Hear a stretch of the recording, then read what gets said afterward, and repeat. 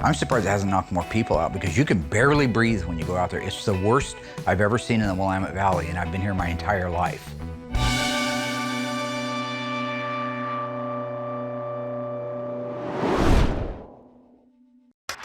They're coming to get you, Barbara. In Springfield, Oregon, dead Mopar muscle cars are coming back to life. Restored by Mopar master Mark Warman. Joined by his out-of-this-world cousin Dougie. Oh, hi, Mark. His apprentice and daughter, Allysa. Whoa, whoa, stop. And his childhood best friend, Royal. Mark hates everybody. His protege painter, Will Scott. You got one job. This is Graveyard Cars. It is dense out there. If you drive up and down the road, you can hardly see in front of your headlights. That means it's hard on your breathing as well. So the fact that we normally wear masks inside, we're wearing them outside too. It's not just made up stuff for TV. We truly have fires here. There's no doubt that it's a rough time right now in our area for forest fires. A lot of people are losing their homes. We just bought a house out in the country, you know, so it's not even that far from our house. And we're at a level 1 evac. My in-laws are actually staying in a trailer out beside the shop right now because of this, because of the fires. They got evacuated from their home. And my aunt and uncle Doug's dad, they also got evacuated from their home. So we're all praying that it works out and nobody loses their homes. But it is a rough time. Here in town, we're further away, but that fire's coming. But not only that, you have the smoke everywhere. So if you guys recall, last time we looked at Goldberg's 1970 Cuda, the 446-barrel 4-speed shaker hood car, double black interior, black car. Now in that, we found that the engine and transmission don't match. I'm waiting for Allysa to get together with me to kind of set up how she's gonna call Bill and let him know. I know she's dodging me right now, I get it. I call her up and she's always doing something. I said, why don't you come down right now and we'll just go over it and you can call Bill. Yeah, I will, I'm busy. You know that thing where you pretend like somebody's calling in. Oh, I gotta grab this call. You've seen that crap before, right? Give me somebody on the phone, give me somebody on waiting. I just need some help right now. I'm getting ready. I've got a phone call coming in. Yeah, hang on a second. I know, because I've done it, all right? All right, sir, Melissa speaking. Yep, hold on one second.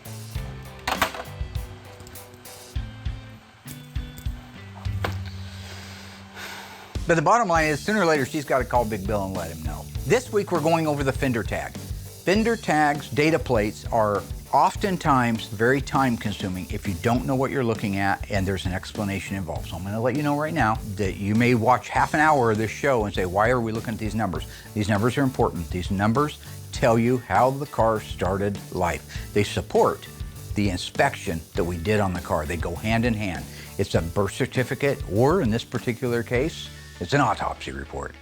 This car was built in Los Angeles, California, so there is no broadcast sheet for it. Although a few, I guess, do exist out there. For the most part, they don't. So we're gonna decode this car based on the Fender tag. fender tag, that's right. That's good. This is gonna tell us everything we need to know, right? So on a data plate, or fender tag, if you will, is what we call it most of the time.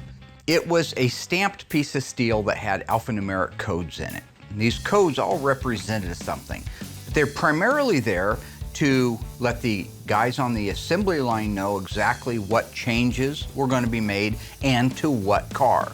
Consequently, they went with the car when they were done, so it also was a bit like a birth certificate. Now, I brought this book down, but I won't need it. Okay. So, a fender tag reads left to right. That's right, just like a book. Like a book. Yeah, Like except English. bottom to top.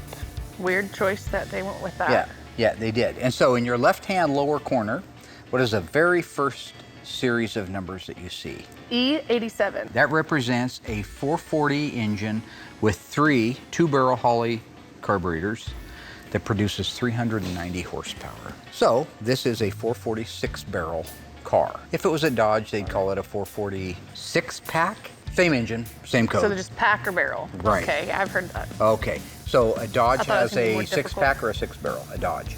Pack. Right. And if it's a Plymouth? Barrel. Very good. All right. We'll keep moving on. Learned that back in season 3. All right. The very next one to your right on that line is. Yeah.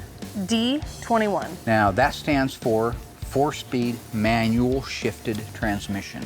In this case, since the car is a 440, whether it has a 6 barrel on it or a 4 barrel on it, if it's got a 440 or a hemispherical engine, it gets the Hemi 4-speed, the big 18 spline heavy duty 4-speed. If it had a regular 23 spline, it would still be a D21 code. I'm just telling you for your own knowledge, because you'll remember it really well. Yeah. It's Yeah. Great memory I have. If you're just for the first time picking up a book and decoding one of these, you can be there a while.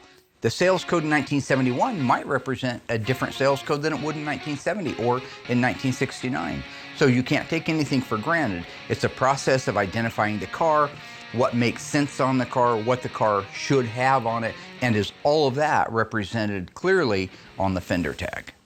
BS23. That's the model of the car. That's also the first 4 digits of the vehicle identification number. They want to tie this tag to the car. So you got to have that vehicle identification number that's up in the windshield, match that tag. The vehicle identification number on these Chrysler muscle cars is very informative, especially if you're out in the field and you see a car just sitting there. You can walk up to the VIN and tell exactly what make it is, what model, what price class, what year, where it was built, and what engine. The first letter B stands for the Barracuda lineup. The S means special price class. It just meant it was the performance version. So in this case, it's a Cuda. If it was a Barracuda, it would be a BH, Barracuda H, high price class, premium class, or in this particular case, a Cuda. The 23 means 2-door hardtop. Or Jordan. Or Jordan, yeah, it also means Michael Jordan, that's right. I'll remember that. 35 years before he played the game. The next series is Victor Zero Echo. The Victor represents the engine. What engine is this again? It's a 446 pack. 446. Had so much hope for you. 6 barrel. Now I know everybody wonders, why does he get so excited about calling something the wrong name? The reason I'm a stickler is because of yuns out there. All of yuns. The keyboard commandos. And they wait for you. They wait for you. It's not a 6-pack, it's a 6 barrel. You follow the facts. Everybody wants the facts and nobody wants the facts. What about that question? The 0 is the last digit of the model year. What year is our Cuda? 70. Yep. And the E represents the assembly plant that the car was built at. Now for the E-body cars, they were built in 2 different assembly plants and only in 2 assembly plants. Hamtramck, Michigan, which was the main assembly plant. But because there was such an increase in volume of sales orders for the E-bodies, they started building them at the Los Angeles plant as overflow. Now, as a result of this being an overflow plant, certain things were a little bit different. And I don't know, and nobody really does know exactly what the answer is, but there were no Hemi E-bodies built in Los Angeles. There were no convertible E-bodies built in Los Angeles. And for some reason, the broadcast sheets, although there are a few that exist for LA cars, for the most part, it wasn't protocol to put them in the car. It was protocol to wad them up in a little ball or roll them into a doobie and smoke them. I don't know what they did. It was LA. It was the late 60s, early 70s, right? Puff the Magic Dragon ain't about no dragon. You know what I'm saying? Show me something. You might want to cut that because, well, no, it's legal now. 129528. Okay, that's the serial number for the vehicle. It'll match the upper tie bar, it'll match the upper cowl panel, and it'll match the door. It's not really a sales code, it's the serial number for the car. I'm about to put all the sub-assemblies together for our Daytona's nose cone. So I'm going to start with the headlights, get the headlight buckets in there, and then I can actually put the doors in the actual housings. So I'm excited to see this thing basically reversed, all getting put back together, everything painted nice. When it comes to the NASCARs, the Daytona and the Superbird, there are a small group of people that forgot more about the exact correctness of these cars than I'll ever know. And frankly, even guys like Tony, you know, who is one of the most knowledgeable guys on the planet, second most knowledgeable guy on the planet.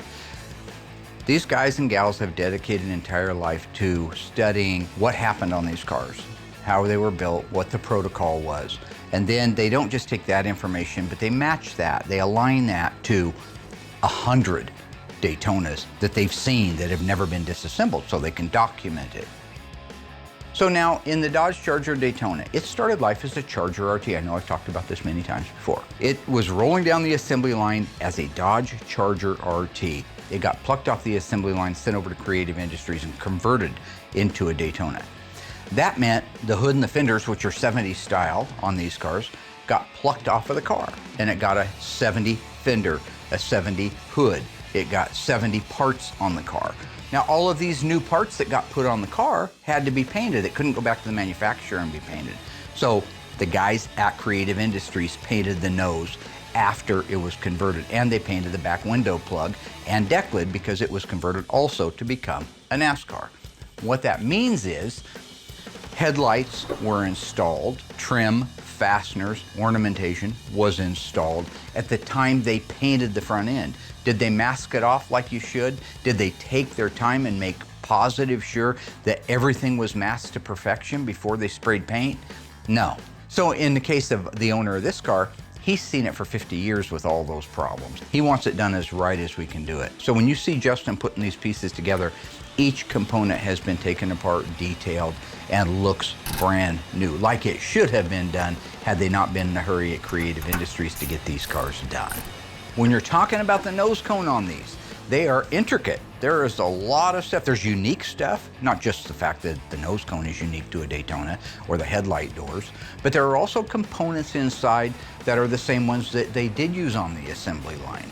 Each of these have to be correct. Even though the owner wants this to look better than it ever did, he wants it to have all of the original components and know that each and every one of those original components has been cleaned, detailed, blasted, lubricated, adjusted, and where it's supposed to be. So when you watch him put this together, every nut, every bolt is the correct fastener it started life with based on our documentation. Every hinge point movement is lubricated. Every wire is plugged in with dielectric grease to make sure that it has a good connection and that's pushed on all of the way. So while it takes a long time and it seems a bit tedious when you're at home watching them build out just a pair of headlight buckets, it has to be done that way, and there's no way we can gloss over it. Because in the end, our job is to look better than it ever did at the manufacturer. I just got done putting the sub-assemblies together for our headlight doors and headlight housings. Everything went together really nice and it looks original. So the next step, now that we got these sub-assemblies done, is I can actually put these and mount them inside the actual nose cone itself.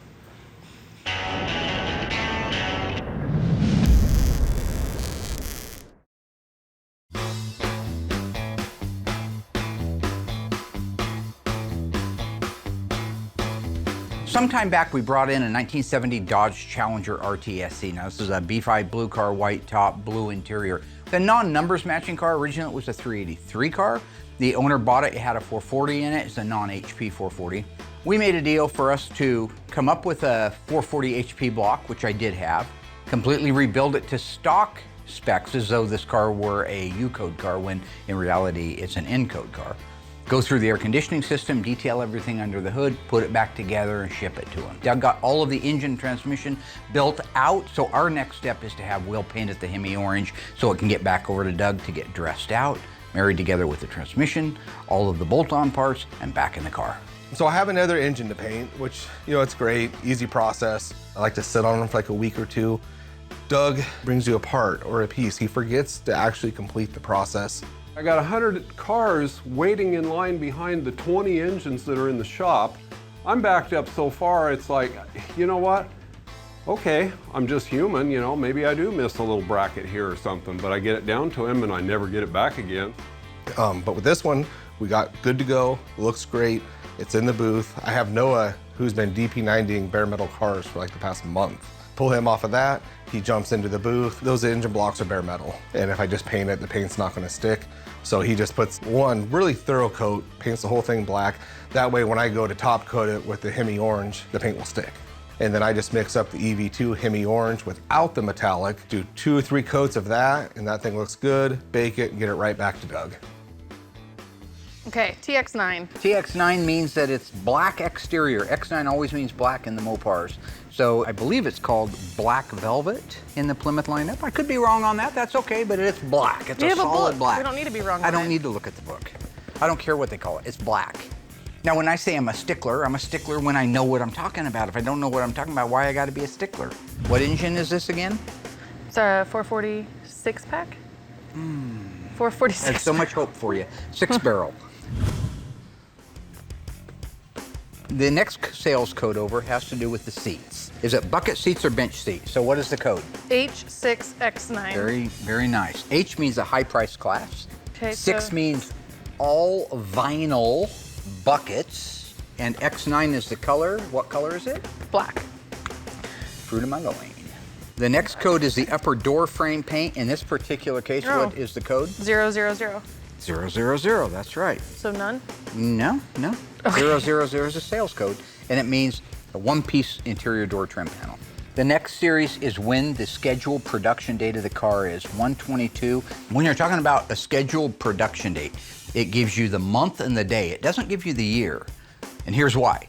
A manufacturer's production schedule, in the case of Chrysler, begins on the first day of August and ends the last week of July of whatever year the car is being worked on. So for example, our 1970 Cuda, the very first day 1970 Plymouth model cars or Dodge cars were being built was August 1st, 1969. That's why you would see a 1970 Cuda in September of 69, because it could be built as early as August 1st, 1969. Now the last day that it could have been built, although we're not positive, we believe it was the last week of 1970, July.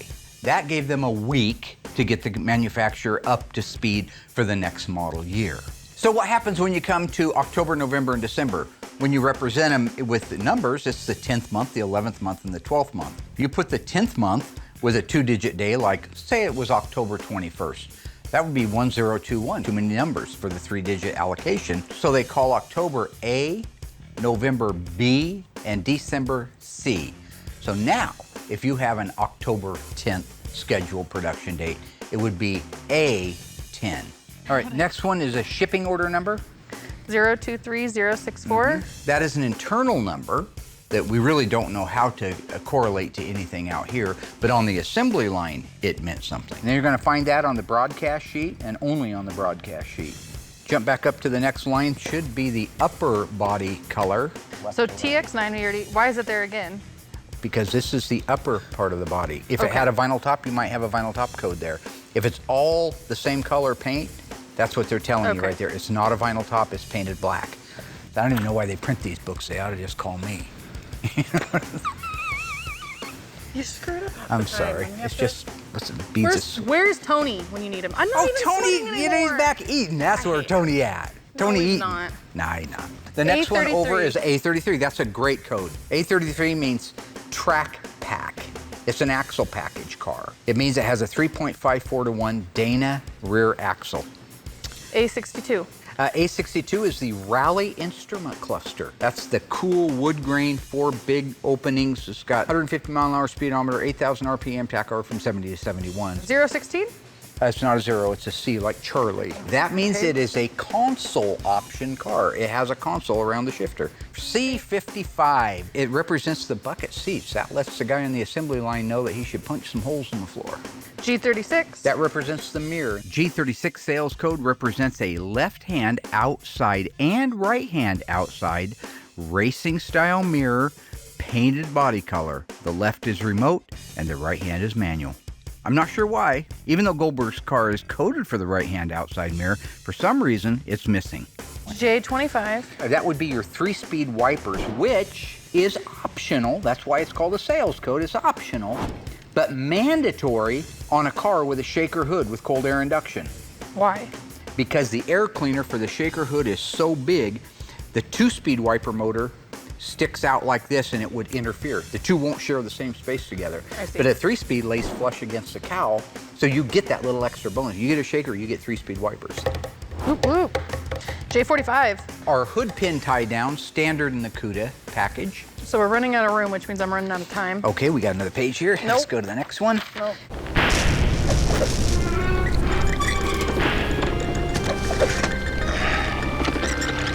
In Season 7, Episode 4, we restored this beautiful 1969 Roadrunner Hemi convertible painted in Q5. True or false? The correct name for Q5 in 1969 is bright turquoise.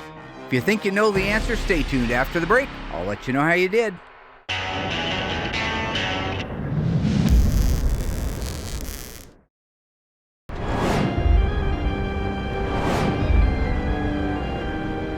Welcome back, ghouls. How did we do on that one? You got to be paying attention. Now, this is stuff I've taught you over the years. If you answered true, you're absolutely wrong. It's actually called seafoam turquoise. Now, if it was a Dodge, like a Daytona in that color, it would have been called bright turquoise. In addition to being seafoam turquoise, this car had factory painted steel wheels. And of course, they're painted the Q5. They use a dog dish hubcap and redline tires. It is also an air grabber car, which is mandatory on all 426 Hemis, and a factory replica exhaust system from our friends at ECS, along with bright exhaust tips.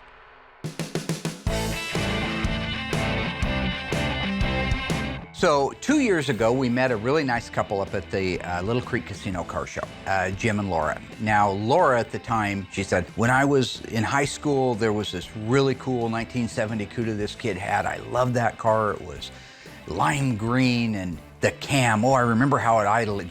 It rumbled and tumbled, and she had all these descriptions for what I believe was probably some monstrous camshaft in a 70 Cuda. So we visited for a little bit, and as it went on, it turns out she wanted to have one of those cars built. She wanted one really bad, hasn't found one that matched exactly what she was looking for. So having seen the previous episodes where we talked about Graveyard Dreams, where you can order your car any way that you want it, we came to a deal where I would build her that car that she remembered from high school. So I'm getting ready to put the sound deadener in the 1970 Cuda. So from the factory, there is a certain amount of sound deadener that's put into the backing of the carpet. In today's world, we have products that really do work as a sound deadener, and we can put it on so many areas other than just the floor. We can put it on the insides of the doors, insides of the quarters, and at the end of the day, that probably kills 80% or more of the road noise that's coming through that car and engine noise when you're driving it down the road. J54. J54 calls out a sport hood. This is one of the anomalies. This is an anomaly. Do you know what an anomaly is? Something weird. This is one of those strange little anomalies that I don't understand, but here's what it is. The E-bodies were built at Hamtramck, Michigan and Los Angeles, California. Say this car was built at Hamtramck, Michigan. It would have N96 for a shaker hood, November 96 representing the cold air induction shaker hood. It would not have the J54, which is the sport hood, because you can't have two hoods on a car, right? So on a Hamtramck fender tag, there would be a call out for the N96 and only the N96. On the LA fender tag, they left the J54 sport hood, which was standard on the RT, and then later they added the N96. So if you have that fender tag and it has an N96, I guarantee you that it is a shaker hood car. They wouldn't put the N96 on there accidentally, but they chose to leave the J54 on there. That's an example of how you can be slightly confused if you don't know exactly what you're looking at when decoding an LA fender tag. M21. M21 is your molding package. That would be your drip rail moldings or drip trough moldings. Those are stainless steel moldings that go along the upper roof gutter. M25. M25 are your rocker or sill moldings. In this case, a Cuda standard equipment, and they are a plastic fiberglass. Well, the repos are fiberglass. Imagine the original ones are a form of plastic.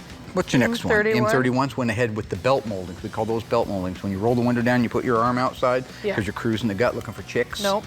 Well, you did, and they were called belt moldings. M88. Those are unique to the Cuda. Well, the sales code's not, but it's the rear body moldings or taillight panel moldings. Either one works fine. N41.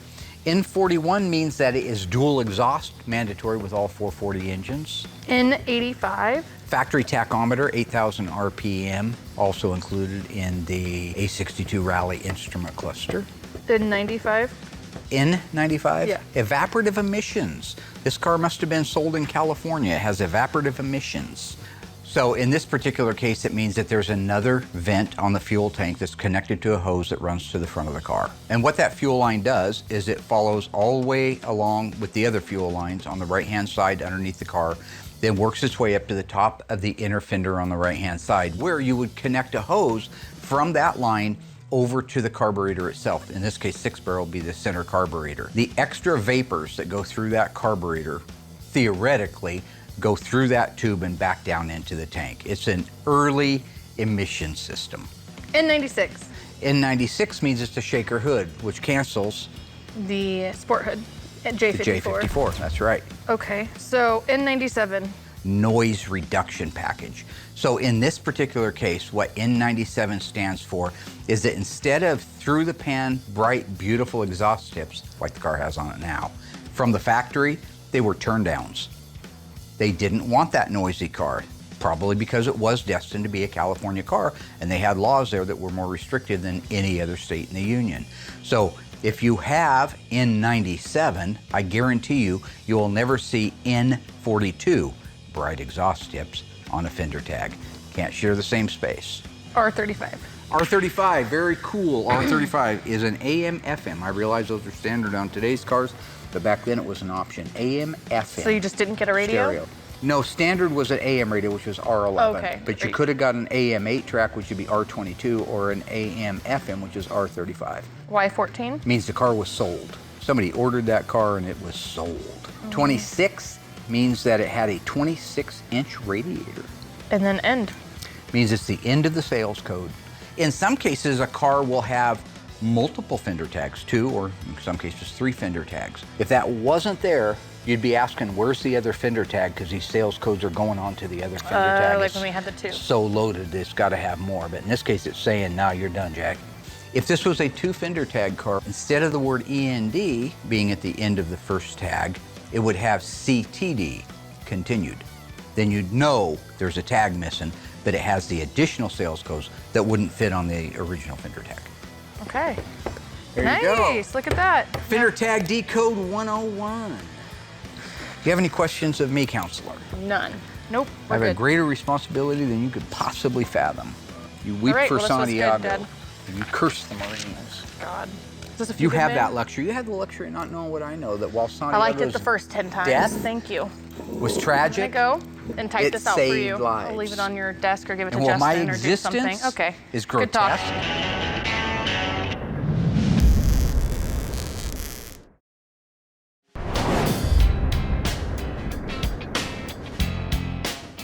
so the car Will's getting ready to paint is our 1969 Charger RTSE 444 speed. Only a handful of these cars made. It's a T5 car. It's a tan, which really is a copper. It's a beautiful car. Black top, black interior. It's an SE, so it has leather seats. This was an exceptional, really nice, quality car to start with. It wasn't rotten beyond words. The motor was broken, it had major problems, but overall, all numbers matching, original fender tag, original dash, all body numbers match. So Will is getting ready to lay the final paint out on that now.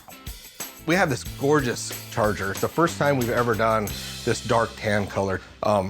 It's called tan, but it's more of a brown metallic. Not only are we doing a final paint on the car, which is always exciting and intense and stressful, so trying to deal with a pandemic, deal with fire season, trying to still do cars, hard to breathe. I mean, these are real problems that we're dealing with right now that just make something that's already tense just pretty much over the top here at the shop for not just me, but everybody else that works here. And it's the little things you don't think about. Even having to go out there and pressure wash a car is a pain in the butt because there's no clean air. There's no clean air anywhere right now, so just the simplest tasks are magnified by 10. Mark pretty much did the whole entire pre-paint on this car on weekends. Pre-paint, it looked okay, wasn't anything to write home about. You put the car together, his clear coat didn't look that good, but that's okay, he's getting older. Get the car put together, get it in the booth, it's all blocked down, masked up. Couple little issues we had to address that Mark had missed, but that's why we're a team. I was able to pick up the slack. That is absurd. That's absolutely absurd. Okay, my pre-paints are better than Will's final paints. So he can say what he wants to, and it's all easy after the fact. Well, I fixed this little thing, I fixed that. You didn't fix anything. You didn't fix anything. If that car comes out nice, it's because I prepainted it. Not because you, Mr. Second Day Armchair Quarterback, came in and saved the day, because you don't do that, all right? You know, it's one of the last pre-paints that we're doing, because we're just going right to final paint now and just spending a little more attention to detail, spend a little more time on them. But the car's in the booth, and it just looks the part. Now, one thing on this car is this is a T5 car. There are actually 3 shades of the tan. There is T3, T5, and T7. And it starts in the basement with T3 being the lightest shade of a given color, and then the T5 would be the medium shade, even though they call it dark tan. And then the T7 would be the very darkest of the shades. It did take 3 days to paint. That was real. What is the deal with 3 days to paint? It's already been pre-painted. It's prepped, it's washed, it's cleaned, it's masked. 3 days? 3 days to seal it, to base coat it, and to clear coat it? Why not build an advent calendar like you're building up for Christmas?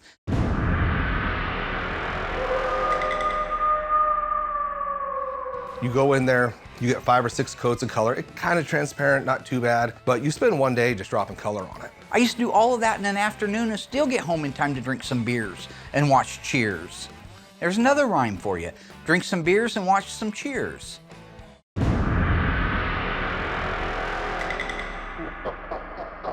I just wanted to let it sit, no rush. Had Mark come in the next day just to do like a once over on it. Found a couple things he didn't like, which is great to have a second set of eyes on it. Addressed those issues, spent the second day dropping color on it.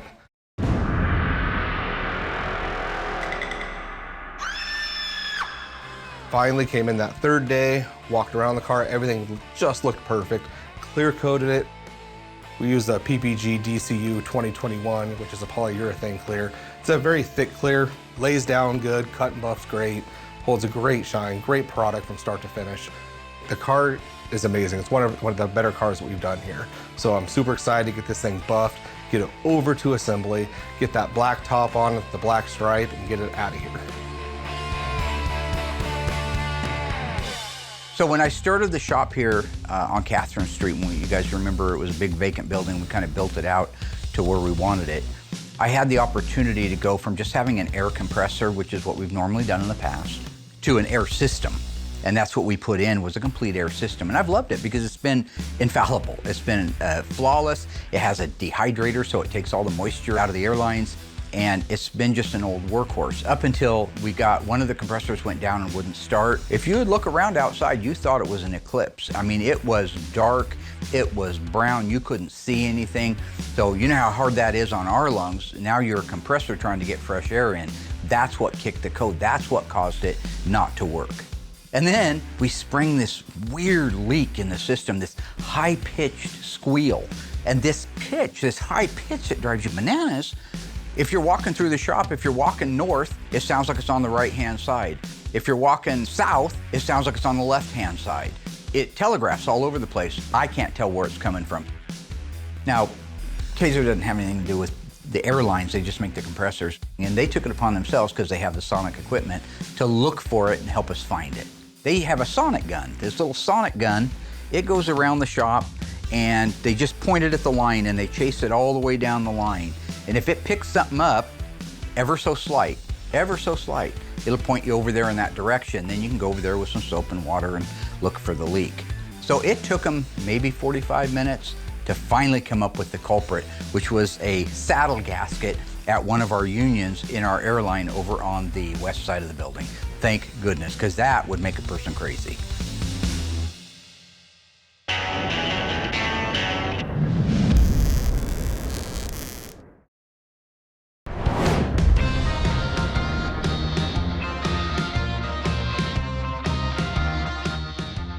We have a 1970 GTX 446 barrel car. It's a really neat car. It's EF8 green. It's an automatic air grabber car. It was here just to have the body and paint work done. The owner is going to take it home with the body and paint done and finish assembling the car. So after assessing all the damage to the inner structure, I know that to be able to make a pull, I've got to get that quarter panel and some other pieces out of the way. So I'm cutting George loose to get going on the dissection of all the metal that's going to be replaced. Good job, Georgie. Thank you. It is completely free? Yes. Okay. I got a card over there. Let's set it on that. Look at that. Oh, that ain't pretty. Oh my. You work on this car back in the 70s? No, wasn't thought of it by then. What year were you born? 84. Very lucky. All right, let's put this quarter panel on. So where we're at on our GTX, the quarter panel has been dissected off of the car. Now we've saved that panel because there may be pieces on it we need to use for a future car. Don't throw anything away unless it's complete garbage. You'll see that the trunk floor extension area has been dissected apart from the floor itself. The rear body panel dissected off of the quarter panel. The inner wheelhouse is ready to have the outer wheelhouse married onto it. So all of this area that you see right here has been prepped out and ready to make the pulls. In fact, you even see that we have the pull mechanism set up into place. So this is like an onion. Once you pull that first layer off, you can see what's underneath it. The quarter inner structure, this is where the window regulator bolts on.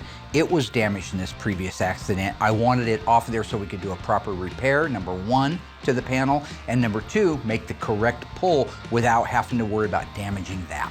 The quarter reinforcement area where the window regulators bolt in, that has been surgically removed. We have to do work to it to be able to reinstall it back in there. But right now, what you're seeing is an area that's ready to make pulls. Now, if you look carefully at the pulling area, this is all stoved in. This area is damaged considerably, so we have welded a 1/4 inch plate onto there. So at this point, we are ready to begin making our very first pull. We're just gonna start putting some pressure on that, and you watch that tower come back. See that tower coming back right there? Now you see it starting to tighten up. That's a real weak area, so I don't expect a ton of pulling out of there.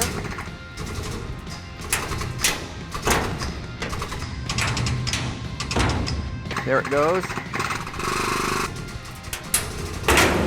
And there it went all the way, broke loose. So, okay, so now we can get that outer rocker, which is just basically thin 18 gauge sheet metal, cut that out of the way now. Once we get it out of the way, we'll be able to dissect and clean our way right down to the inner rocker, which also needs to be replaced, and that floor section. Once we get in there, we can weld another tab on and make a direct pull on that floor. So I'm gonna cut George loose to start removing sheet metal off this car.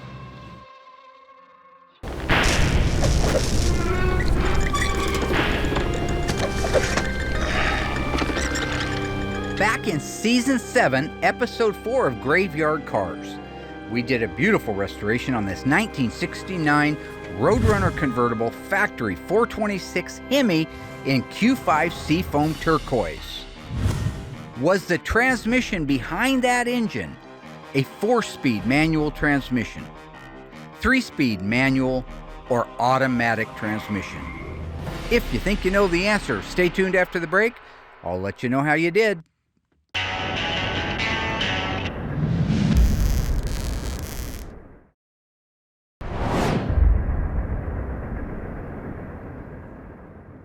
We've been making this show now for 11 years.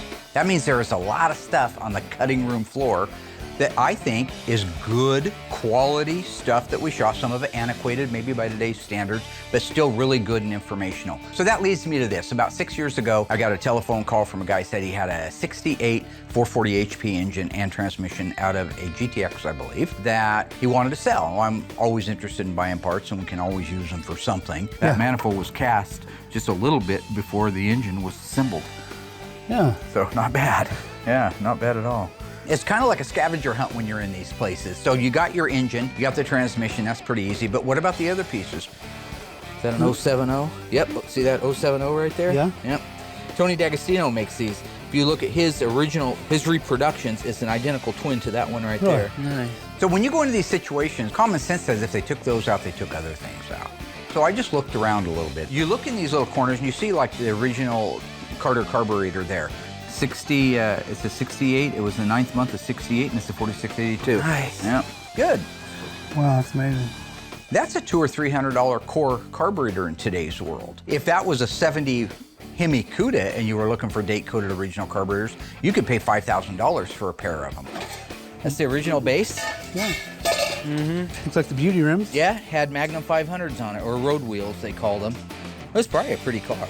So even back then, scavenger hunting meant look for everything. find the bell housing, find the pieces that don't mean anything to them anymore, but you know you're gonna be looking for them. So I never regret going on a good scavenger hunt, because at the end of the day, you usually get more than you went out for. It's bought from Payless. Oh, back when you could buy them at Payless. $3.99 for a filter. That yeah. was Kmart. over on Olympic. Yeah. Is there a Kmart one there? Yeah, there's a Kmart one here too. Oh, that's great. That's There my it is, old stomping right ground. Now, Royal, if you ever get a chance to meet Royal, ask him about his Kmart oil filter. Mark tells it like he was there, but he wasn't. How could I tell a story over and over again for 35 years that never happened? That would make me crazy. And last time I checked, I'm not crazy.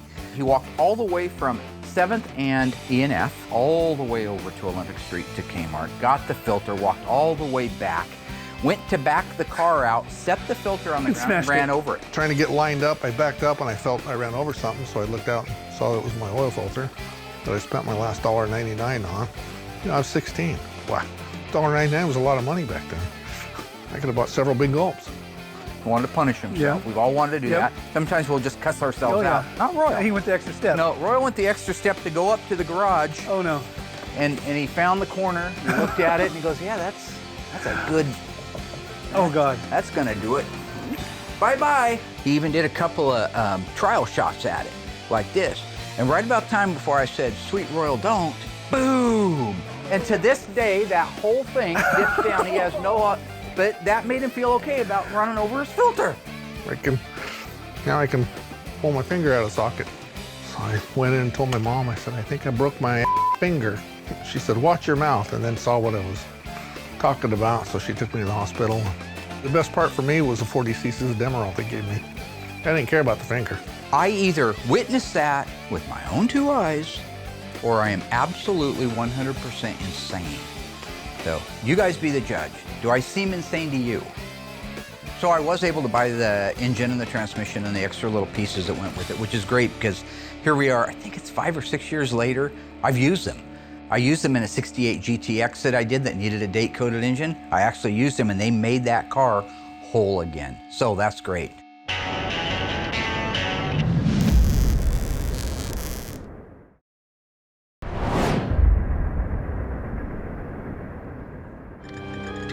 All right, ghouls, how did we do on that one? Our 1969 Plymouth Roadrunner 426 Hemi convertible. What transmission was behind it? If you said a 4-speed manual, you're absolutely wrong again. Gotta hand that guy some money sitting next to you. Why ain't you watching the show?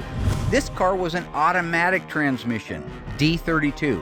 Now, it could have been a 4-speed, really would have made it rare, but it no way in the world could have been a 3-speed. It just wasn't available with a 426 Hemi.